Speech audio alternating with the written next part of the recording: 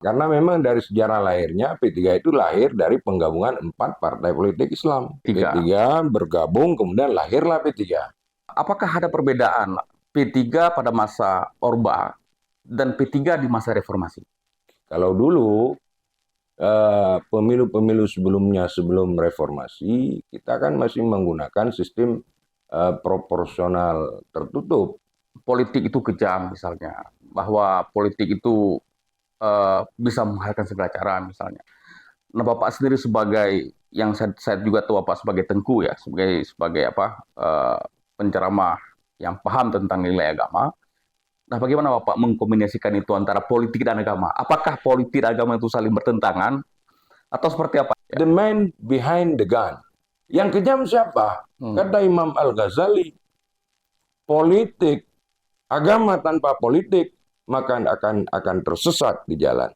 Tapi politik, agama tanpa politik, maka agama akan menjadi mudah ditindas dan dihancurkan. Akan mengambil sampai 1,4 triliun dana PBA untuk penyelenggaraan PON digunakan untuk membangun rumah sakit, ya minimal 3 rumah sakit itu sudah terbangun. Untuk capres kali Bapak pilih siapa? Kenapa kita dukung Pak Ganjar? Ganjar Pranowo itu kader PDIP, ya. Tetapi berasal dari keluarga besar P3. Ya. Melihat kamera, Ya. bayangkan bahwa Bapak sekarang di satu panggung kampanye besar. Dang dung tang gedang dang dang daga daga dum gedam dam dam dung tang daga daga dum tung Pro Justisia. Assalamualaikum warahmatullahi wabarakatuh. Waalaikumsalam warahmatullahi wabarakatuh. Teman-teman Pro Justisia, hari ini kita kedatangan seorang tamu yang luar biasa. Beliau seorang calon anggota dewan yang insya Allah akan maju di parlemen dari partai P3. Selamat datang Pak Amri. Terima kasih. Saya panggilnya Bapak atau ya terserah aja gimana enaknya. Pak Amri itu Pak ya? Boleh. Baik, teman-teman, mungkin kita tahu bahwa ini adalah tahun politik. Bagaimana semua orang itu akan mencalonkan diri dengan gagasan baru, dengan metode baru untuk isu kesejahteraan. Tapi sebelum kita masuk ke soal apa yang membuat Pak Amri maju sebagai caleg, saya ingin Bapak menjelaskan sedikit tentang sejarah P3 di Aceh. Sudah berapa lama P3 eksis di Aceh dan pertanyaan dasarnya pada masa konflik, bagaimana P3 beradaptasi pada saat itu ketika Aceh dalam kondisi politik yang tidak aman? Silakan Pak. Baik, terima kasih. Kalau kita berbicara tentang sejarah P3 di Aceh, tidak terlepas dengan sejarah P3 secara nasional. Nah, sebagaimana kita ketahui bersama bahwa pemilu tahun 1971 Indonesia itu melaksanakan pemilu dengan sistem banyak partai. P3 saat itu belum lahir.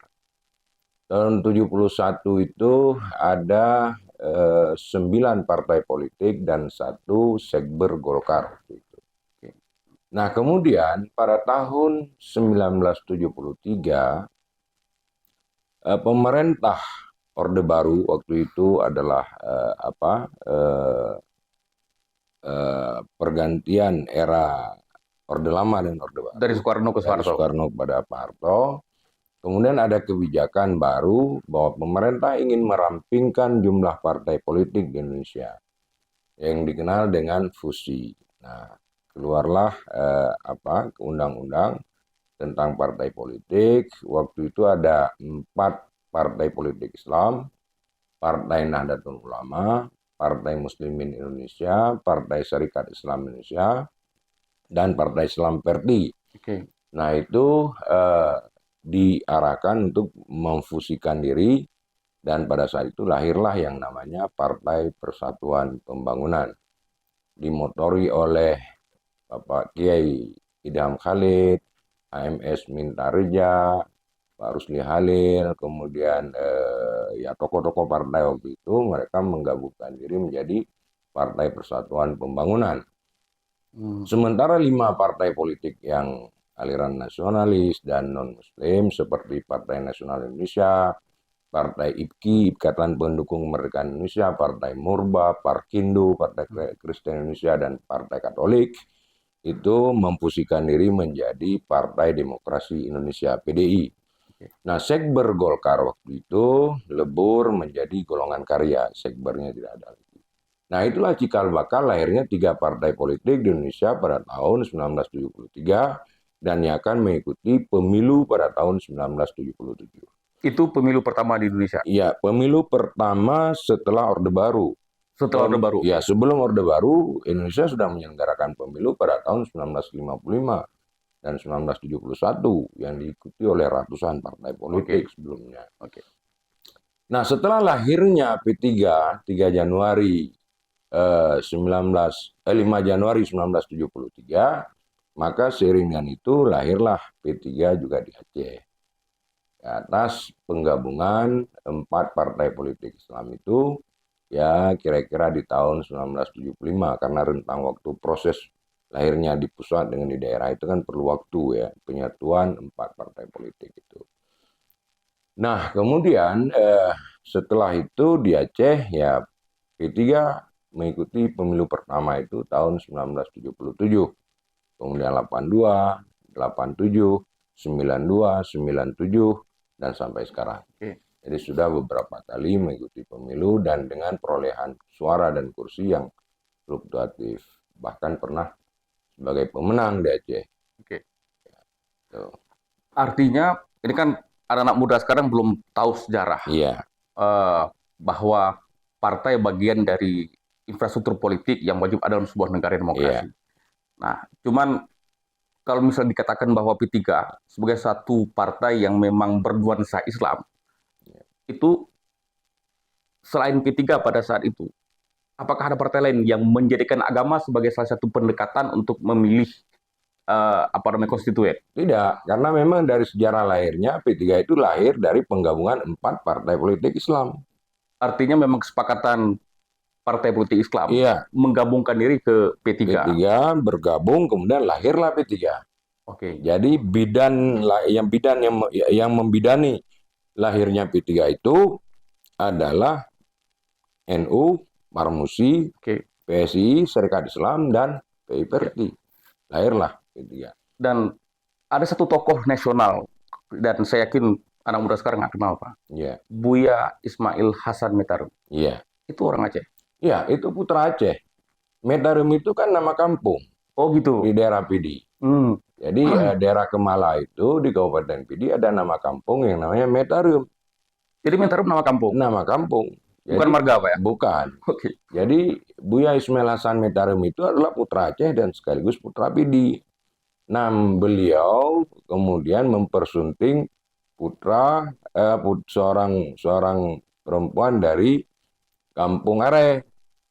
Kampung Are di mana? Sebagai istri beliau di Kabupaten Pidi, dekat Garut. Nah, anak-anaknya sekarang itu berdomisili di Jakarta dan mereka sangat fasih berbahasa Aceh. Artinya P3 sebagai sebuah partai itu sudah melahirkan tokoh tingkat nasional. Iya, benar. Nah, menurut Bapak, apakah ada perbedaan P3 pada masa Orba dan P3 di masa reformasi? Iya, pasti berbeda. Karena memang sistem politik dan sistem demokrasi itu tentunya memberi dampak dan pengaruh yang besar terhadap perjalanan semua partai politik. Kalau dulu pemilu-pemilu sebelumnya, sebelum reformasi, kita kan masih menggunakan sistem proporsional tertutup. Memilih, kalau misalnya di bilik suara itu memilih partai, nggak ada orang di situ. Enggak. Jadi proporsional tertutup itu yang dipilih adalah partainya, bukan orangnya. Berbeda dengan sekarang. Sekarang kan proporsional terbuka, di daerah pemilihan yang dipilih boleh memilih orang dan boleh memilih partai. Tuh. Nah, dalam konteks negara demokrasi seperti yang tadi disampaikan, bahwa anak muda perlu tahu bahwa negara ini dibangun dengan demokrasi trias politika. Nah, trias politika itu adalah pembagian kekuasaan kepada 3 lembaga negara. Ya.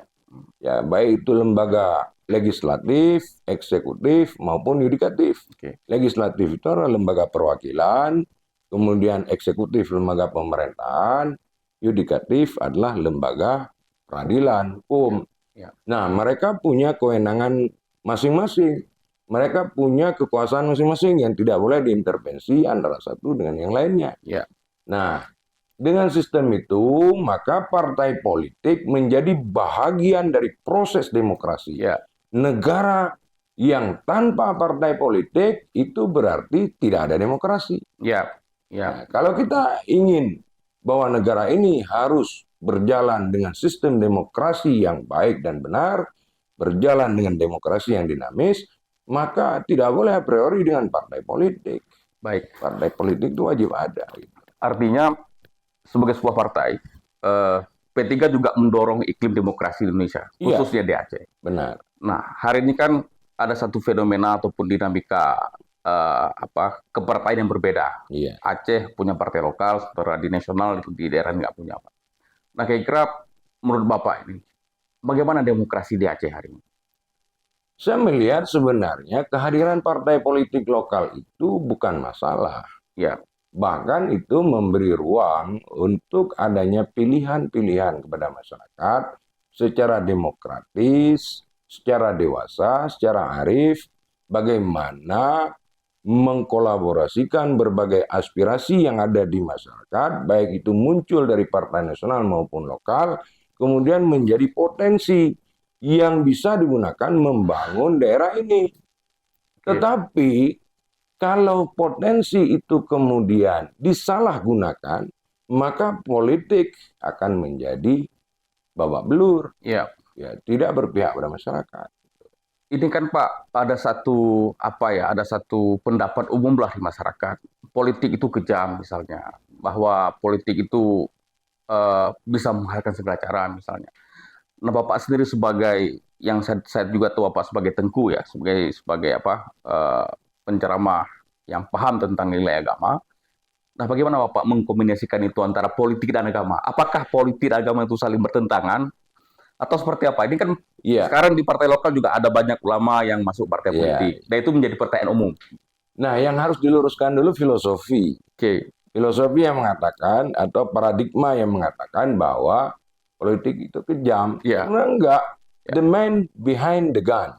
Yang kejam siapa? Senjatanya. Senjata di tangan seseorang itu yang kejam bukan senjatanya, orangnya. Parang itu tajam, tapi parang tidak jahat.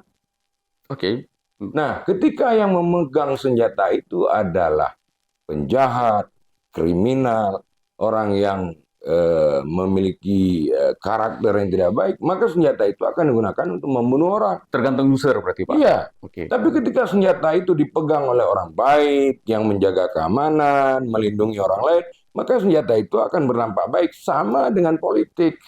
Ketika politik ini di tangan orang-orang baik, maka politik akan digunakan untuk kebaikan.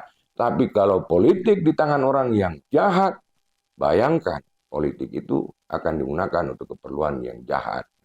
Nah, jadi makanya kata Erdogan, orang-orang baik itu, para ulama itu harus masuk dalam politik. Tidak boleh a priori dengan politik, tidak boleh sinis dengan politik.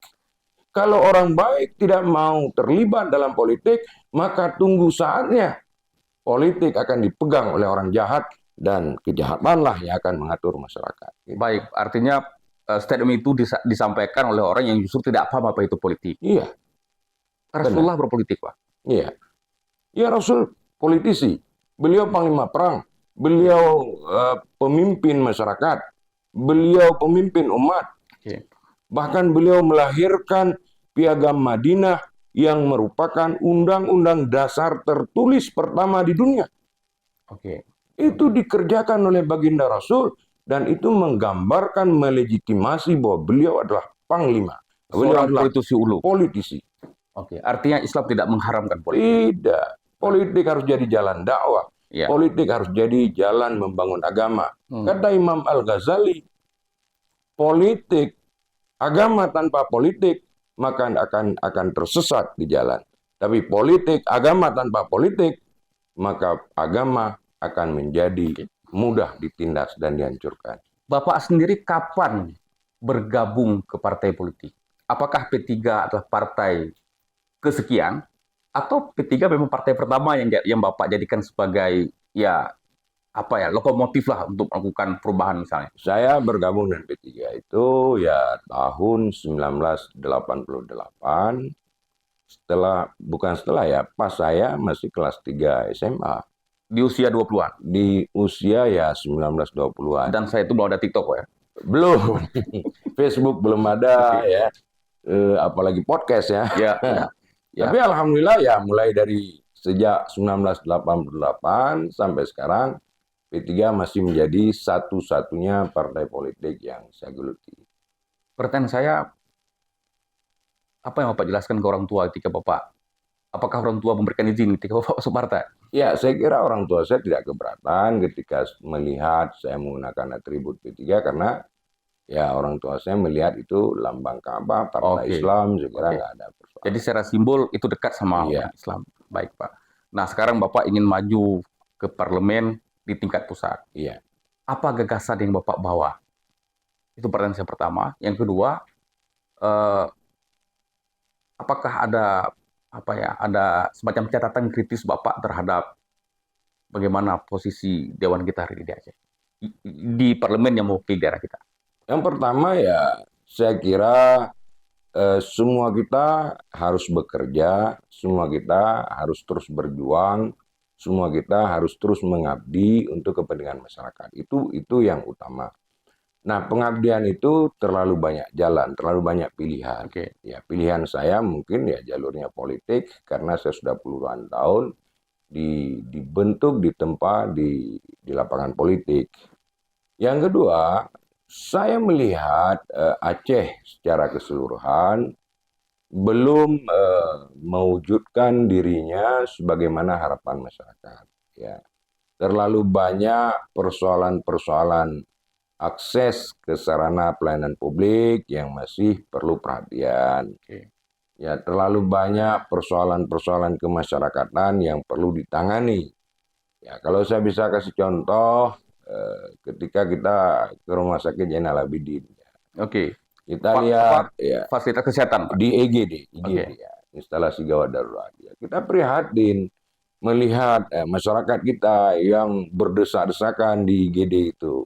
Kemudian kita juga melihat bahwa fasilitas kamar itu nggak ada. Kenapa? Karena dengan fasilitas yang terbatas tidak mungkin menampung banyak orang. Nah, seharusnya pemerintah berpikir membangun alternatif. Alternatifnya apa? Membangun rumah sakit lain yang ya kalau tidak sama besar yang minimal satu tingkat di bawah RSU Zainal Abidin dan itu ada di setiap kabupaten kota ataupun minimal di setiap regional, apakah itu di wilayah barat, di selatan, di tengah, di timur, di utara. Artinya bebannya tidak seluruh pasien ditampung di Banda Aceh. Terbagi. Tidak mungkin. Iya, terbagi. Sekarang kita bayangkan, masyarakat kita di daerah Singkil misalnya, sakit harus dirujuk ke Rumah Sakit Zainal Abidin. Berapa jam perjalanan dan berapa jarak? Pertanyaan, apakah Aceh punya anggaran untuk membangun rumah sakit regional yang Bapak maksudkan? Saya kira dana itu kan bagaimana mengelola dengan jumlah APBA yang triliunan. Saya kira bagaimana mengelola dan memberikan derajat prioritas terhadap sarana dan prasarana yang sangat dibutuhkan oleh masyarakat. Karena pelayanan kesehatan itu kan kebutuhan dasar, salah satu kebutuhan hak dasar yang harus dipenuhi oleh pemerintah. Hak dasar masyarakat yang wajib disediakan oleh pemerintah. Kita melihat ya, mohon maaf ya, saya tidak ikut campur, tetapi dengan trending topik berita dalam minggu-minggu terakhir ini ya, bagaimana pemerintah Aceh kemudian akan mengambil sampai 1,4 triliun dana APBA untuk penyelenggaraan PON. Untuk PON. Ya, saya kira kalau itu tidak digunakan ya, untuk PON digunakan untuk membangun rumah sakit, ya minimal 3 rumah sakit itu sudah terbangun lengkap. Pertanyaan dasarnya siapa lebih penting masyarakat hari ini dibangun rumah sakit sama venue olahraga? Nah, itu saya kembalikan kepada pemangku kekuasaan ya, karena saya tidak punya kapasitas untuk menyimpulkan mengkritisi itu. Ya. Oke. Tetapi yang kita inginkan adalah keberadaan wakil-wakil rakyat yang ada di parlemen, ya di Senayan, setidaknya mampu melobi, mendorong, mempengaruhi pemerintah pusat yang untuk mengalokasikan sejumlah dana pembangunan rumah sakit regional di Aceh. Itu yang harus dilakukan seharusnya. Tapi kan sampai saat ini kita belum mendengar adanya upaya seperti itu. Itu soalnya apakah memang ada persoalan di perencanaan Aceh? Kita tahu ada RPJP, RPJM misalnya, rencana pembangunan jangka menengah, pendek dan panjang. Apakah soal itu atau ini soal kebijakan yang selalu berubah karena pergantian pemerintahan misalnya? Saya kira di setiap satuan kerja pemerintah Aceh itu mereka sudah punya perencanaan, baik itu RPJM, RPJP, apalagi ya semacam DED ya, Detail Engineering Design terhadap berbagai sektor-sektor pembangunan. Hanya saja kan mungkin ya keterbatasan dalam melihat prioritas, itu aja. Kalau saya melihat prioritas fasilitas kesehatan itu sangat mendesak, sangat perlu. Artinya di antara banyak tonjok pemerintah, Bapak memilih salah satunya pelayanan publik bidang kesehatan yang harus ya, itu yang utama. Karena itu kan sangat dibutuhkan.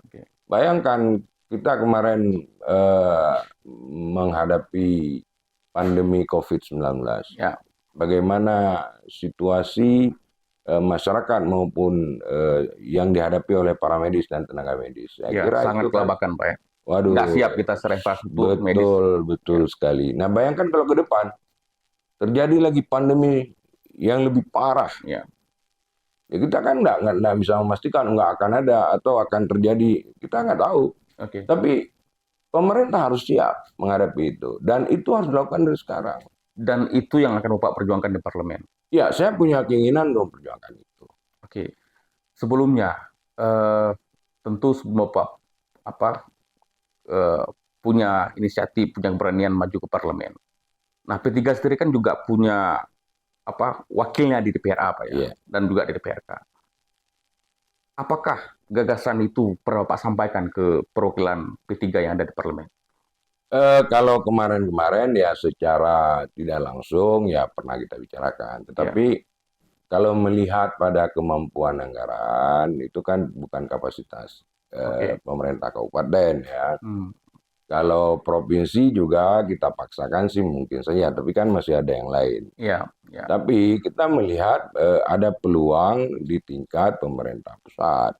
Karena itu memang kerjaan pemerintah pusat. Iya, jadi dana yang ada di daerah jangan kita ganggu, biar pemerintah daerah menggunakan untuk kepentingan masyarakat yang lain. Untuk yang besar-besar seperti ini ya kita lobby pemerintah pusat. Apalagi kalau misal PON agenda pusat digunakan oleh uang daerah, itu sudah salah, Pak ya? Iya, seharusnya dia itu tanggung jawab pemerintah pusat, jangan dilimpahkan ke daerah. Nah, di samping itu juga saya punya pemikiran tidak hanya bidang kesehatan, bidang ekonomi, ya sarana pasar kita juga melihat ya belum memadai, sarana pendidikan, kemudian pesantren. Ya, kalau saya punya mimpi pesantren ini kan ada Mahat Ali sekarang. Mahat Ali itu kan pendidikan tinggi pesantren. Jadi pesantren itu yang selama ini ya katakanlah pesantren salafi, ya pesantren tradisional ya, itu sudah diberikan oleh Undang-Undang Pesantren dan oleh Peraturan Menteri Agama untuk melahirkan yang namanya Lembaga Pendidikan Pesantren yang diberikan nama Mahat Ali, artinya pendidikan tinggi. Nah, Mahat Ali ini punya legalitas untuk menerbitkan ijazah mulai dari S1, S2 sampai S3. Jadi saya baru dengar nih, Pak. Ya, artinya orang yang sudah didaya tidak perlu keluar untuk masuk perguruan tinggi untuk memperoleh S1, nggak perlu. Tetap dia didaya, kemudian dia melanjutkan pendidikan 2 tahun bisa dapat S1. Di Aceh sudah 4 tahun ya maaf. 4 tahun dapat S1. Di Aceh sudah punya itu? Sudah Di mana, Pak? di Mudi Samalanga, Oke. di Darul Munawwarah Kutakrung, kemudian di Matangguli itu daerahnya oleh Sirajuddin, Oke. kemudian di Pantan Labu punyanya yang dikelola oleh Baba Boy, Oke. kemudian di Darussalam Labuan Haji. Ya, kita sudah Oke. punya sampai 5 sekarang. Nah, yang terakhir ada yang satu lagi saya sudah lupa, mungkin 5 sampai 6. Baik. Nah, bayangkan kalau Mahat Ali ini yang notabene-nya adalah pesantren, kemudian kita bangun kampusnya seperti UIN, tapi kajiannya adalah kitab-kitab yang Kuning. diajarkan di pesantren, kitab Oke. kuning. Ya. Masya Allah, akan lahir ulama-ulama hebat di Aceh.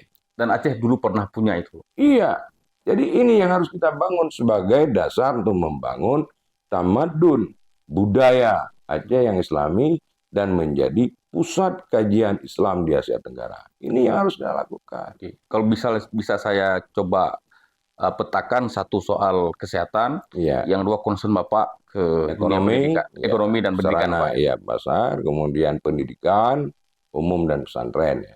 Oke. Jadi itu yang kita ingin dorong, ya termasuk pendidikan perguruan tinggi. Kita sekarang kan prihatin perguruan tinggi yang negeri ya. Kapasitas Unsyah dan UIN itu kan hanya lahir di Banda Aceh. Ya. Hanya 2. Ya. Sementara daerah lain tidak, di daerah-daerah tidak ada. Apa yang terjadi?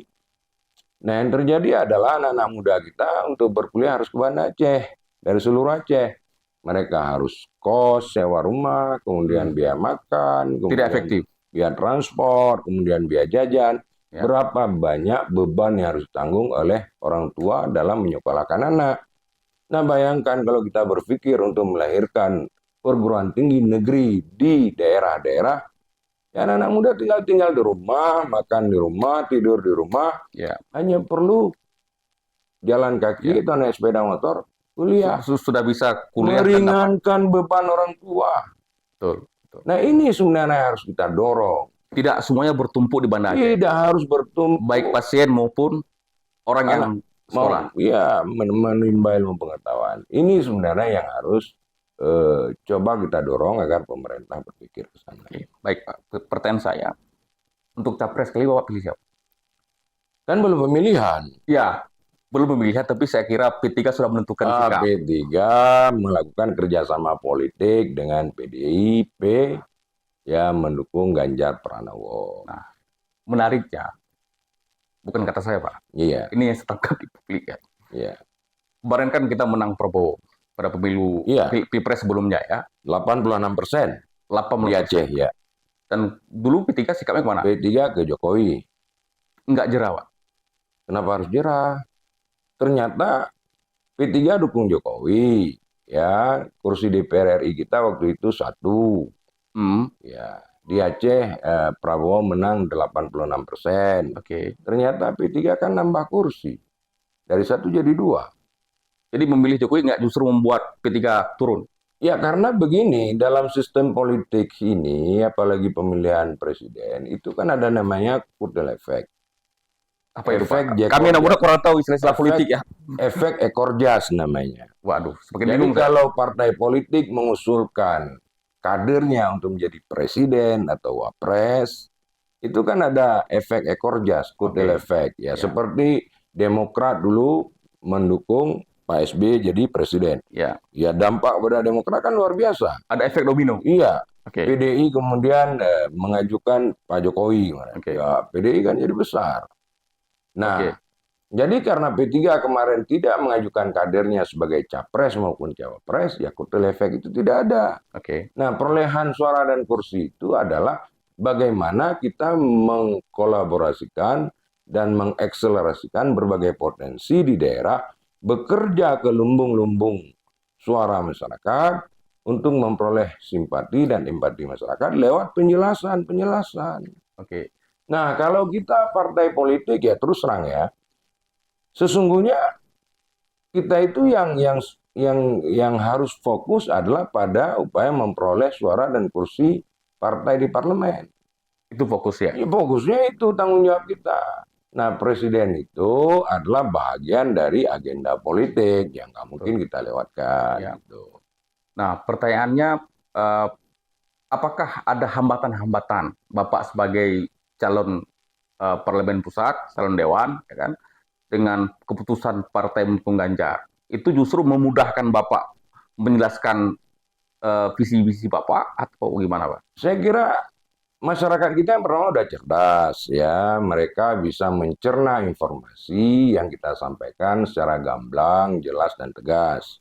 Yang kedua, disinilah fungsi kita sebagai fungsionaris dan kader partai memberikan penjelasan kepada masyarakat apa sesungguhnya yang terjadi, Oke. apa sesungguhnya yang menjadi pertimbangan dasar ya Oke. P3 mendukung Bapak Ganjar Pranowo ya koalisi kerjasama politik dan PDIP. Saya hanya ingin menjelaskan bahwa kerjasama politik dengan PDIP itu bukan hanya sekarang. Dulu tahun 1992 sampai 1996 ya sampai 1998 itu ada slogan Mega Bintang Mega Bintang. yang diprakarsai oleh Bapak Mudrik Sangidu di Solo, Ketua DPC P3 Solo. Nah, waktu itu PDI Megawati kan mendapat tekanan luar biasa dari pemerintah Orde Baru. Sehingga perlawanan Ibu Mega waktu itu ya digambarkan sebagai kolaborasi antara Bu Mega dengan P3. Maka lahirlah Mega Bintang. Itu pada masa Hamzahas, bukan? Ya, Oke. saham SAS, kemudian P3 besar. Oke. Nah, yang kedua, kerjasama politik P3 dan PDI juga terjadi ketika Ibu Megawati dan Pak Hamzahas sebagai Presiden dan Wapres. Baik.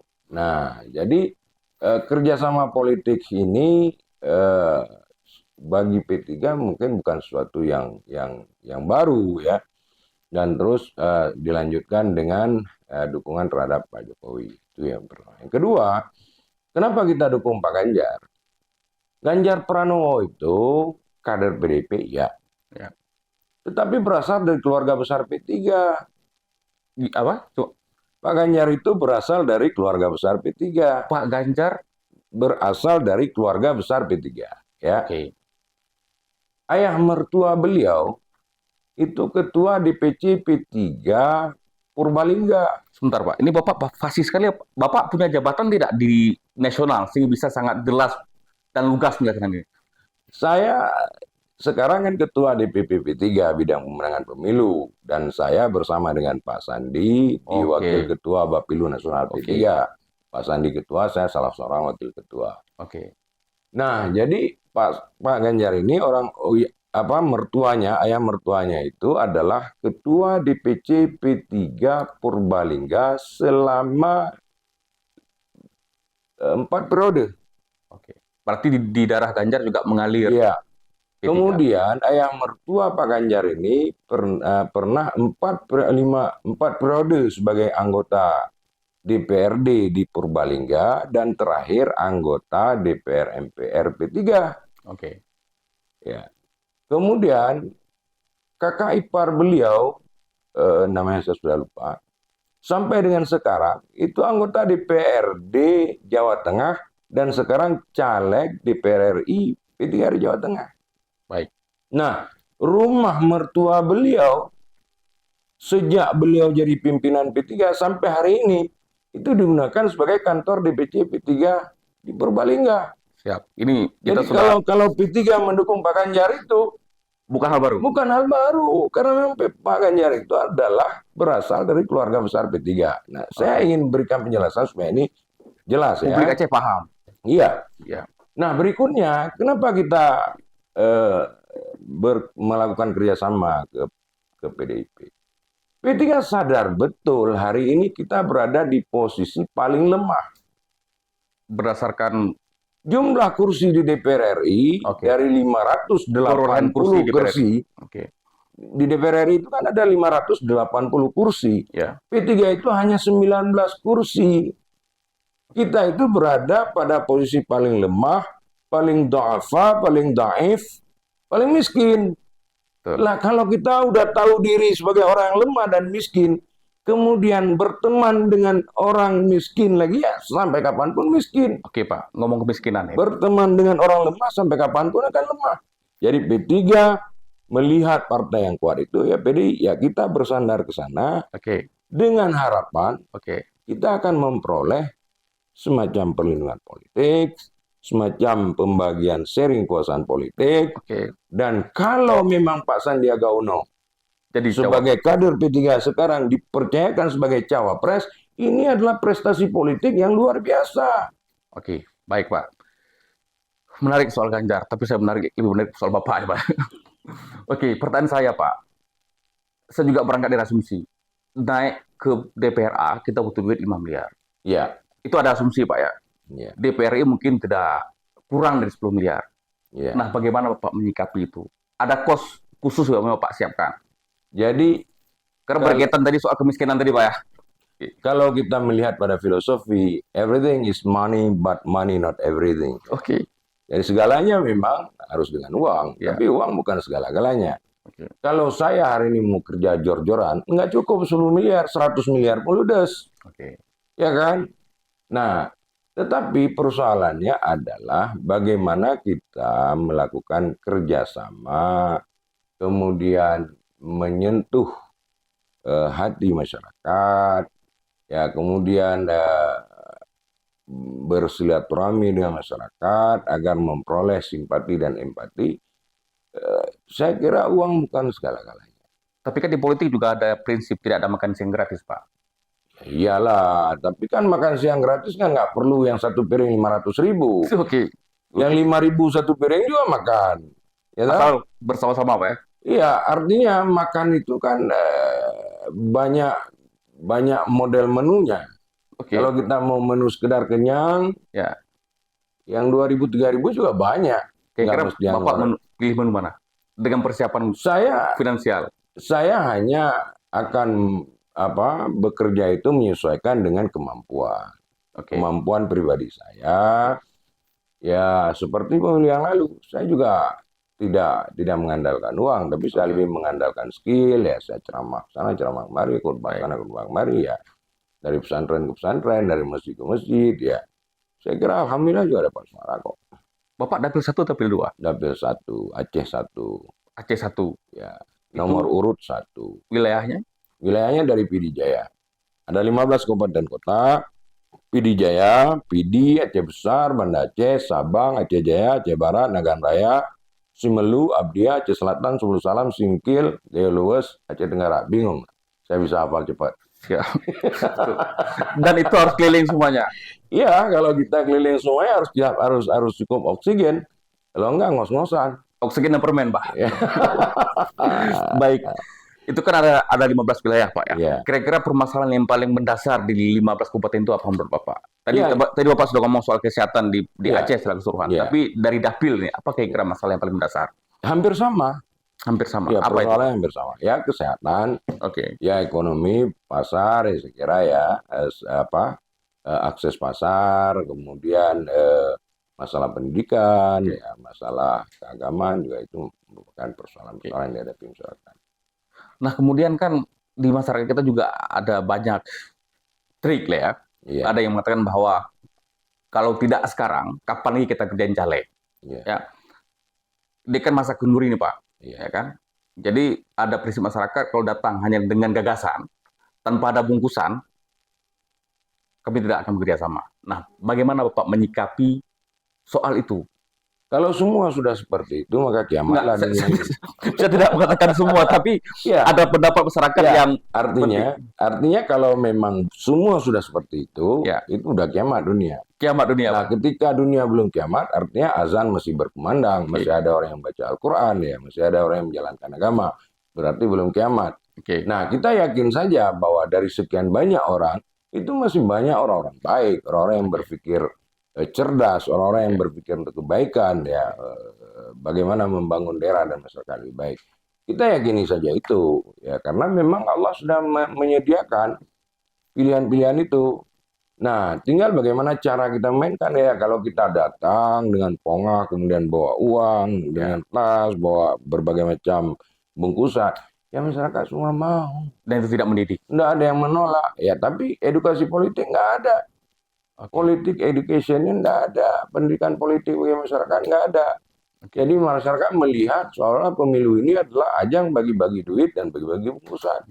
Jadi ide bahwa ini kenduri bersama dan masyarakat kemudian menjadikan ini sebagai, kalau biasanya apa namanya, Haji mumpung. ya haji mumpung saya. Iya. Saya kira dalam konteks apapun ya pikiran-pikiran itu mesti ada. Ya Oke. kita buat kenduri tempat orang meninggal juga orang ada berpikir begitu. Ini ada perbaikan gizi kapan lagi ya kan? Oke. Ya, kita Oke. buat acara maulid ya juga banyak yang berpikir Iya. seperti itu. Tapi di antara itu kan masih banyak yang baik. Jadi Ya. pemilu adalah perbaikan gizi bagi masyarakat. Iya, itu kan yang dibangun, opini yang dibangun oleh orang-orang yang berpikirnya negatif ya. Materialistis gitu ya. Iya, Oke, siap. tapi bagi masyarakat yang cerdas, masyarakat yang arif dan bijak akan berpikir bahwa pemilu ini adalah sarana untuk memperbaiki kehidupan berbangsa, bernegara, dan kehidupan masyarakat. Oke, kira-kira Pak, kalau Bapak menang, komisi apa Bapak pilih? Wah, itu kan bukan pilihan saya, itu kan keputusan dan kebijakan partai. Tapi kan tentu ditanya dengan gagasan-gagasan, kan nggak semuanya kewenangan partai. Memang kewenangan partai, tapi juga melihat dari Nah, apa yang dibawa. ini juga kita bicara komisi, ini juga ada plesetan, belum jadi anggota DPR udah bagi-bagi komisi gitu ya kan? Iya. Lagi juga jadi gawat juga nih. Jadi Iya. saya pikir begini, komisi apapun kita dipercayakan, saya kira itu bukan asobiah ya, bukan batasan yang membatasi kita tidak bisa bekerja. Enggak, komisi itu adalah perwujudan pemberian tanggung jawab dan kewenangan di bidang apa. Oke. Sementara sebagai wakil rakyat, sebagai anggota DPR, kita bisa melakukan banyak hal untuk memperjuangkan kepentingan masyarakat tanpa terbatas oleh fungsi di komisi. Oke. Kemudian, kalau bisa kita bagi pemilih Pak ya, voter, yang Bapak sasar, sebagian besar itu siapa? Apakah anak muda atau perempuan misalnya? Atau seperti apa Pak? Strategi pemenangan Bapak? Ya, malam ini juga kelihatan. Yang mendampingi saya itu kan anak-anak muda. Tapi publik belum tahu Pak. Publik tidak tahu. Ya. Bapak harus menjelaskan ke publik soalnya. Ya, yang mendampingi saya malam ini banyak anak muda. Oke. Tentu prioritas saya anak muda. Oke. Kenapa anak muda? Karena memang Indonesia ini menerima bonus demografi. Bonus demografi. Bonus demografi pada pemilu 2024, 65% pemilihnya adalah anak-anak muda. Generasi milenial dan Z. Gen Z. Gen Z. Nah, kalau pemerintah dan anggota DPR tidak bisa mencermati ini, hancurlah negeri ini. Oke. Kenapa? 65% anak muda, artinya 65% angkatan kerja yang menginginkan adanya kesempatan dan lapangan kerja itu 65%. Oke. Kalau mereka tidak mempunyai lapangan kerja dan kesempatan kerja, bayangkan 65% Indonesia jadi pengangguran dan apa jadinya negeri ini. Oke. Nah, oleh karenanya kita melihat anak-anak muda ini sebagai potensi yang harus dibina dan diarahkan ke depan supaya mereka bisa memberikan kontribusi yang besar bagi pembangunan negara ini di segala bidang, ekonomi, pendidikan, kesehatan masyarakat dan sebagainya. Nah, maka saya ingin menggarap anak-anak muda ini. Baik. Nah, mereka ini punya peluang karena anak muda ini sekarang kan berpikir apa yang bisa saya lakukan? What can I do now? Apa yang bisa saya kerjakan sekarang? Untuk apa?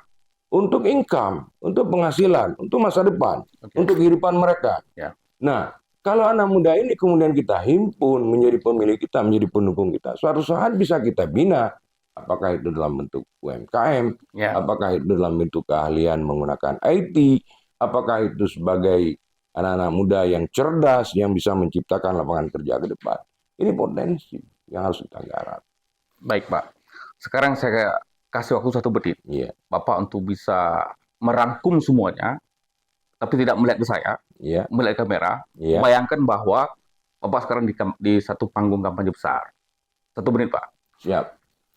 Bapak, Ibu, dan saudara-saudara sekalian, bangsa dan negara ini harus dibangun dengan pikiran cerdas, dengan otak yang cerdas, bukan dengan otot. Untuk membangun negeri ini secara cerdas dan baik, dibutuhkan orang-orang yang memiliki komitmen kerakyatan, komitmen keberpihakan kepada rakyat.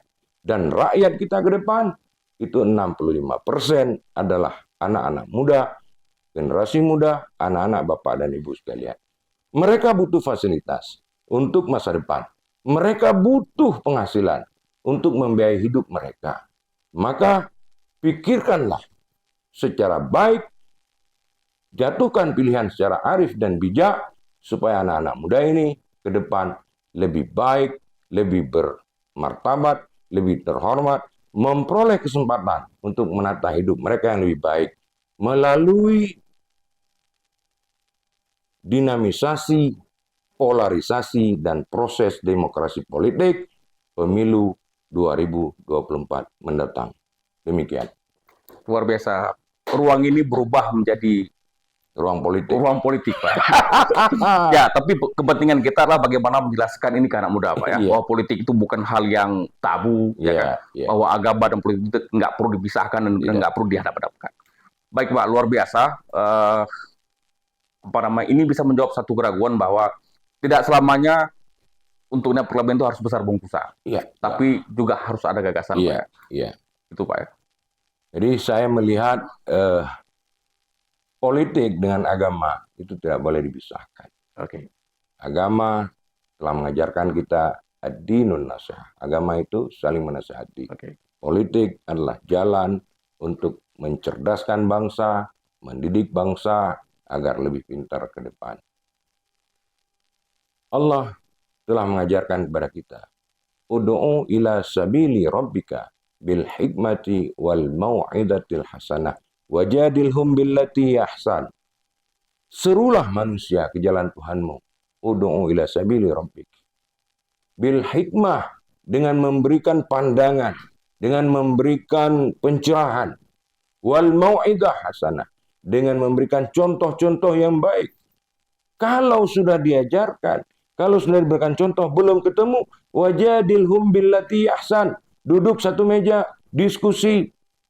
Ayo dengan cara-cara yang baik supaya memperoleh pencerahan yang lebih baik. Itu politik yang dilandasi oleh ajaran agama sehingga tidak ada pertentangan, tidak ada konflik, tidak ada friksi. Tapi yang ada adalah dinamisasi, polarisasi untuk kehidupan yang lebih baik. Baik, Pak. Dunia dan Luar biasa. Selain Bapak berteman sama anak muda, semangat Bapak lebih muda dari mereka. Alhamdulillah. Baik, Pak. Terima kasih, Pak. Terima kasih kembali. Kita mendoakan semoga gagasan ini bisa sampai ke parlemen. Insya Allah. Bisa sampai ke- Amin ya Allah. Dan satu hal, Pak, meskipun Bapak di sana, masyarakat tetap Bapak biarkan untuk mengkritisi kalau misalnya ada kesalahan Bapak sebagai anggota parlemen. Siap. Ya, semua kritikan yang bersifat membangun untuk lebih baik ke depan itu adalah masukan-masukan yang sangat dibutuhkan. Baik.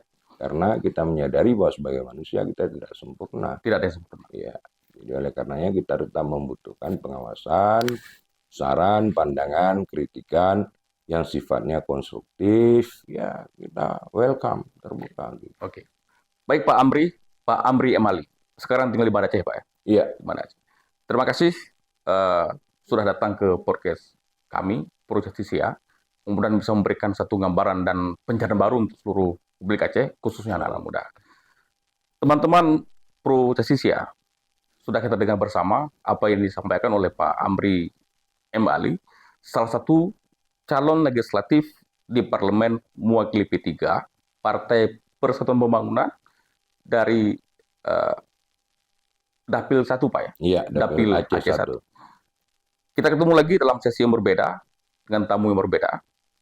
Jangan lupa subscribe dan like. Saya Ilvan, undur diri dari ruang podcast. Assalamualaikum warahmatullahi wabarakatuh. Waalaikumsalam warahmatullahi wabarakatuh. Luar biasa, Pak. Alhamdulillah. Dang dung tang gedang dang dang daga daga dum gedam dam dam tung tang daga daga dum tung Pro Justisia.